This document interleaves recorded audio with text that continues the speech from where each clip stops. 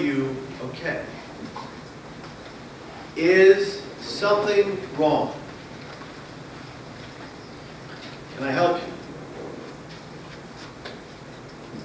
Those were the only words I needed to hear the day I found myself atop the Golden Gate Bridge walkway. An estimated 2,000 people have attempted suicide by jumping off the Golden Gate Bridge. Kevin Hines is a part of the 2% of those people to survive. 16 years after his attempt, Hines travels the world to share his story and message of hope. The reason I started traveling and telling my story to students and people of all kinds, and now globally doing that, was because of two people. And they happen to be two clergymen. One, a Franciscan friar named Brother George Cherry, came into my hospital room one day at my first psych ward, the one I had to stay in after my attempt off the Golden Gate Bridge. And he starts praying, and at the end of the prayer, he said, "Kid, when you get better, you ought to talk about this." And I looked at him, I said, "About what to who?"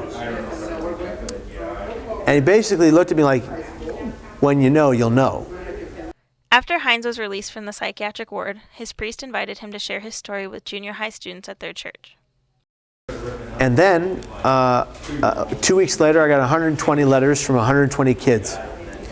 But in those letters from 120 minors, kids under 18, were several that were actively suicidal. And they wrote that in their notes. And when we were able to get them the help they need, and their families the help they needed, I turned to my father, I had him read the 120 letters, and I said, "Dad, we have to do this however, whenever, and wherever possible." Hines has also found a story technique that he thinks will reach more people. I didn't always use humor in my story. I realized very quickly when I wasn't using humor in my story that people were very constantly emotional within the story. They were feeling it too deeply, and maybe some of them were hurting inside with their own situations, and it was maybe too heavy. And it was very important for me to utilize humor in the best way I can by telling, I guess quasi jokes and, again, about myself, and really not taking myself as seriously so I could reach more people. Kevin Hines leaves us with a message of hope. Yesterday is history. Tomorrow's a mystery. Today is a gift. They say that's why they call it the present.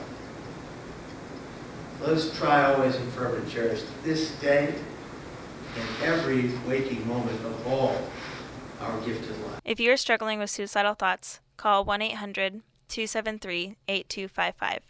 I'm Morgan Stow with Cat Vision 6.